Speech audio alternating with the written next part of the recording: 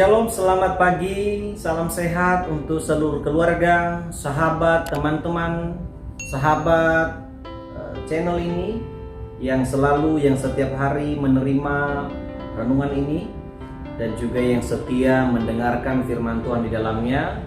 Berjumpa lagi dengan saya, saudara-saudara, di dalam menyampaikan firman Tuhan kepada kita hari ini di dalam akhir pekan minggu ini. Saudara-saudara, mari terima firman Tuhan bagi kita di pagi hari ini dengan sukacita. Dan juga nyatakan dan terimalah damai sejahtera Tuhan Kristus Yesus di dalamnya. Bapak Ibu Saudara, firman Tuhan bagi kita di dalam Matius pasal 16 ayat 24. Firman Tuhan berbunyi, lalu Yesus berkata kepada murid-muridnya, setiap orang yang mau mengikut aku, ia harus menyangkal dirinya, memikul salibnya, dan mengikut aku. Saudara-saudara yang terkasih, kita fokus pada satu tema di pagi hari ini pada firman Tuhan, yaitu memikul salib. Saudara-saudara, berbicara tentang memikul salib bukanlah hal yang baru pertama saja saudara dengar dari saya. Mungkin saudara-saudara juga pernah mendengar dari berbagai hamba Tuhan, dari banyak hamba Tuhan maupun di gereja, di channel-channel apapun, membahas tentang memikul salib. Namun apakah yang disampaikan mereka juga sepaham dengan apa yang kita pahami selama ini? Saudara-saudara, seperti di sebuah kampung, ditemukan ada banyak masalah-masalah yang dihadapi oleh 4 keluarga. Keluarga pertama ditangkap oleh polisi karena melakukan satu pekerjaan atau satu kasus, yaitu kasus korupsi.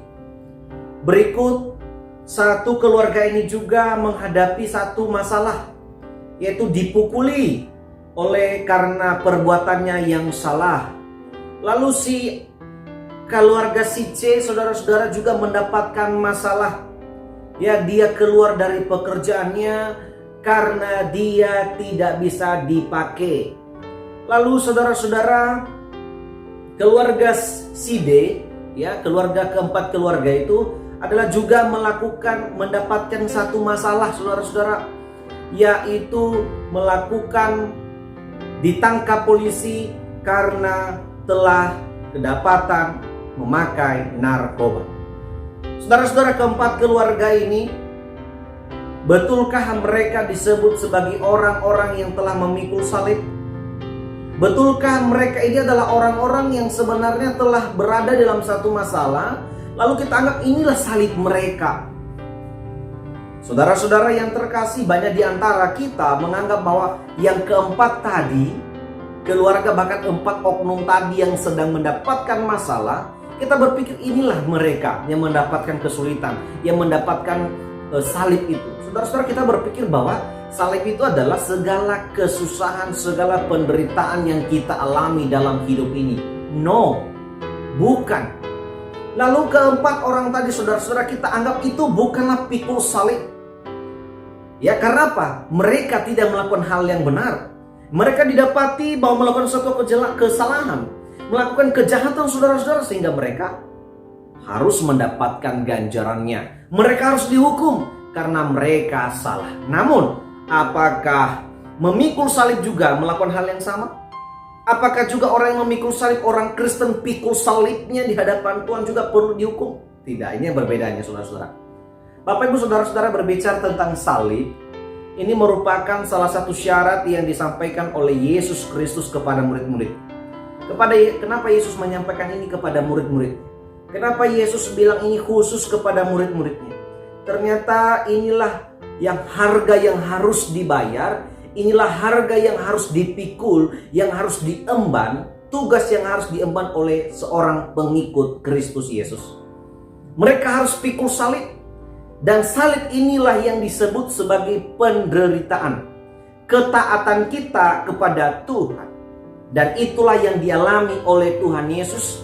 Ia disalibkan menanggung segala dosa manusia sebagai ketaatannya kepada Bapa di surga, bukan karena dia bersalah, bukan karena dia berdosa, tetapi salib yang dipikul Yesus merupakan sebagai tanda ketaatannya kepada Bapa di surga. Lalu kita, saudara-saudara, hal yang sama juga akan kita alami waktu kita Memikul salib artinya apa? Kita harus siap menderita. Kita harus siap susah, bahkan mati sekalipun saudara-saudara. Untuk apa? Untuk mendapatkan atau melihat ketaatan kita kepada Tuhan. Saudara-saudara yang terkasih, inilah yang sebenarnya tidak dipahami oleh orang Kristen.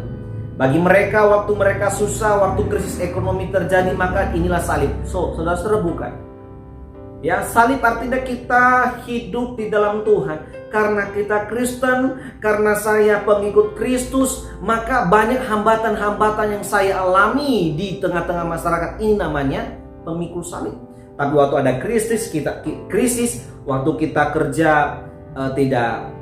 karena kita malas-malas bekerja, lalu semuanya banyak masalah. Ini karena kesalahan kita, saudara-saudara, dan kita tidak tekun di dalam. Saudara-saudara yang terkasih dalam nama Yesus Kristus, mari di pagi hari ini untuk kita sadar bahwa memikul salib itu merupakan tugas yang harus kita emban sampai hari ini. Ada mungkin di antara kita karena dia Kristen, karena kita Kristen, karena kita dihambat. Kita mungkin diejek saudara-saudara karena kita pengikut Kristus yang setia. Bahkan sesama kita Kristen pun mungkin bahkan mengejek kita. Setiap minggu kita bawa Alkitab, lalu ada orang mengejek kita. Wah, ini orang suci dan segala macam. Biarkan. Inilah yang harus kita terima setiap saatnya, saudara-saudara. Ini namanya pikul salib. Kita harus siap sedia menderita. Kita harus siap diejek. Kita harus siap bahkan mati sekalipun. Kalau nyawa kita diancam karena kita pengikut Kristus pun, kita harus siap sedia. Lalu apakah semuanya itu membuat kita menyerah mengikut Yesus? Apakah dengan semua masalah karena ikut Tuhan, karena kita taat kepada Tuhan, kita diejek, kita dihambat pekerjaan kita, kita dimusuhi oleh masyarakat, lalu kita katakan aku harus menyerah, aku harus tinggalkan Tuhan, aku harus berubah iman saya. Saudara, orang Kristen jangan sampai kita menyerah di situasi seperti ini. Tetap kokoh iman, tetap menjadi orang percaya yang berpegang teguh pada ketaatan pada Kristus. Walaupun saya dimusuhi oleh masyarakat, walaupun saya diejek oleh keluarga atau masyarakat lingkungan, walaupun saya harus karena saya dihambat, saudara, ini hanya sementara di dunia ini.